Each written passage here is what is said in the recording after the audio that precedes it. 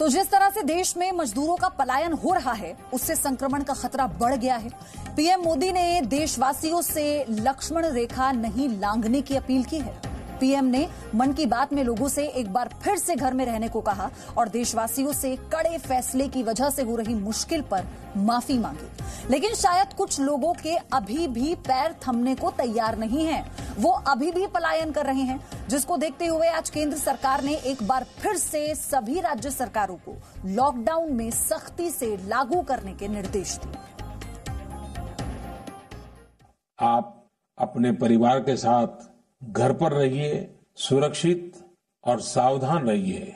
हमें ये जंग जीतना है, जरूर जीतेंगे। प्रधानमंत्री नरेंद्र मोदी की चिंता और उनकी वेदना को समझना होगा।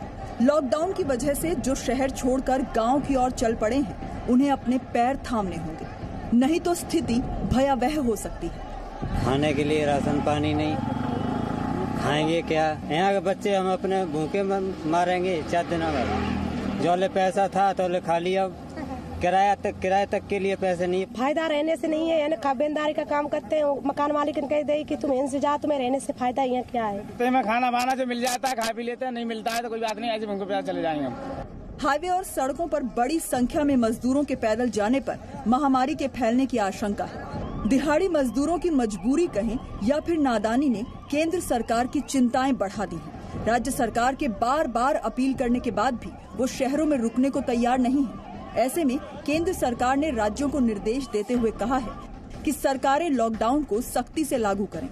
लॉकडाउन तोड़ने वालों को 14 दिन क्वारंटीन में रखा जाएगा।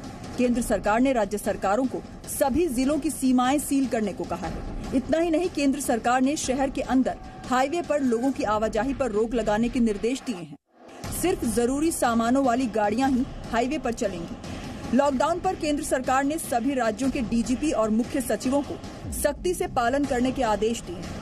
केंद्र सरकार ने राज्य सरकारों से गरीब मजदूरों के लिए खाने और पीने की व्यवस्था करने को कहा है। इतना ही नहीं, रहने के लिए भी जरूरी कदम उठाने के निर्देश दिए हैं। गृह मंत्रालय ने डिजास्टर मैनेजमेंट एक्ट के अंतर्गत स्ट्रिक्ट ऑर्डर्स निकाले हैं। जो लेबर चल चुकी है उसको उसके गंतव्य स्थान पर स्टैंडर्ड हेल्थ प्रोटोकॉल के अनुसार मिनिमम 14 दिन के लिए क्वारंटाइन किया जाए। केंद्र सरकार का निर्देश मिलते ही आनंद विहार बस अड्डा जाने वाले रास्ते को बंद कर दिया गया है। इसके साथ ही बसों में बैठे लोगों को वापस लाया जाएगा। जाहिर है कि पलायन को रोकने के लिए सभी सरकार एक्शन में है। उत्तर प्रदेश के मुख्यमंत्री योगी आदित्यनाथ की तस्वीरें लखनऊ के पास आगरा एक्सप्रेसवे की हैं। आसपास बस की कतारें हैं और वो मजदूर हैं जो लॉकडाउन के बाद दिल्ली समेत अलग अलग राज्यों से लगातार अपने गाँव की ओर जा रहे हैं। सीएम योगी ने तत्काल अफसरों से इन लोगों को सुरक्षित घरों तक पहुंचाने का निर्देश दिया है। सभी राज्यों के लिए हमारे नोडल अधिकारी तैनात हैं। उत्तर प्रदेश के अंदर भी हमने कंट्रोल रूम भी बनाया है, सीएम हेल्पलाइन भी बनाई है। हम लोग हमेशा हर प्रकार का सहयोग आपको करने को तैयार हैं। किसी प्रकार की चिंता की आवश्यकता नहीं। लोगों को समझाया जा रहा है, निगरानी बढ़ा दी गई है। जिन जगहों पर कल रात तक हजारों की तादाद में लोग घर जाने के लिए इकट्ठा हुए थे, आज वहां हालात बेहतर हैं। यूपी गेट पर पुलिस की चौकसी बढ़ा दी गई है। दिल्ली की सरकार ने पलायन रोकने के लिए कई कदम उठाए हैं।